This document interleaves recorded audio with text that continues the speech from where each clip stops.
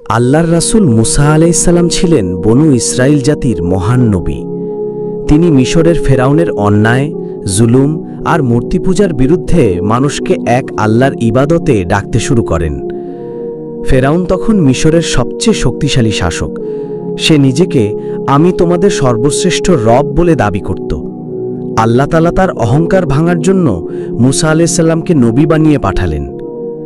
মুসা আলাইহিস সালাম বারবার ফেরাউনকে এক আল্লাহর ইবাদতের দিকে ডাকলেন, কিন্তু ফেরাউন জেদ করে সত্য অস্বীকার করল।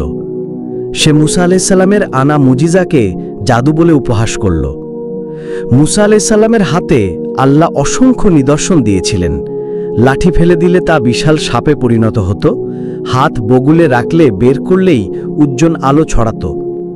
ফেরাউন এগুলো দেখেও ভয় পেল না, বরং মুসা আলাইহিস সালাম ও তার ভাই হারুন আলাইহিস সালামকে হত্যার ষড়যন্ত্র করল।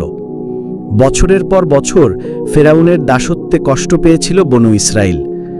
আল্লাহর হুকুমে মুসা আলাইহিস সালাম তাদেরকে রাতের অন্ধকারে মিশর থেকে বের করে নিয়ে যেতে শুরু করলেন। তারা হাজার হাজার মানুষ ছিলেন, পুরুষ, নারী, শিশু, বৃদ্ধ সবাই। সকালে ফেরাউন খবর পেল যে বনু ইসরাইলরা পালিয়ে গেছে। সঙ্গে সঙ্গে সে বিশাল সেনাবাহিনী নিয়ে তাদের পিছু নিল। ঘোড়া, রথ, অস্ত্র সব নিয়ে ভয়ঙ্কর সেনাদল দৌড়াতে লাগল। বনু ইসরাইলরা সামনে গিয়ে পৌঁছল লাল সাগরের তীরে।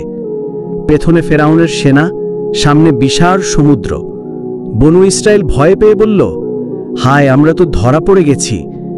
তখন মুসা আলাইহিস সালাম দৃঢ়ভাবে বললেন, কখনো না, আমার সাথে আমার রব আছেন, তিনি অবশ্যই আমাকে পথ দেখাবেন। আল্লাহ তখন মুসা আলাইহিস সালামকে ওহী করলেন, তুমি তোমার লাঠি সমুদ্রের উপর আঘাত করো। মুসা আলাইহিস সালাম লাঠি সমুদ্রের উপর আঘাত করলেন। সাথে সাথেই বিশাল সাগর দ্বিখণ্ডিত হয়ে গেল। জলের মধ্যে শুকনো রাস্তা তৈরি হল। পানি দুই পাশে পাহাড়ের মতো দাঁড়িয়ে রইল। এটা ছিল আল্লাহর অলৌকিক মুজিজা। মুসা আলাইহিস সালাম বনু ইসরাইলদের নিয়ে সেই শুকনো রাস্তা ধরে সাগরের ভেতর দিয়ে পার হতে লাগলেন। শিশুরাও নিরাপদে পার হল, বৃদ্ধরাও পার হল।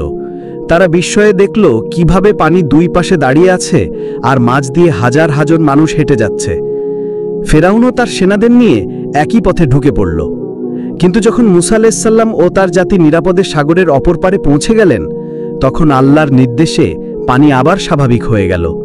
পাহাড়সম ঢেউ এসে ফেরাউন ও তার সেনাদের ডুবিয়ে দিল।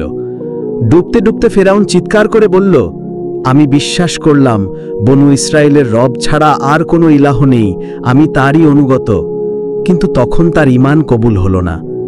আল্লাহ বললেন, আজ আমি তোমার দেহকে রক্ষা করব, যেন তুমি পরবর্তীদের জন্য নিদর্শন হয়ে থাকো। মুসা আলাইহিস সালাম ও তার জাতি নিরাপদে মুক্তি পেলেন। আর ফেরাউন, যে নিজেকে রব দাবি করেছিল, চিরদিনের জন্য লাশ হয়ে গেল, মানবজাতির জন্য এক শিক্ষা।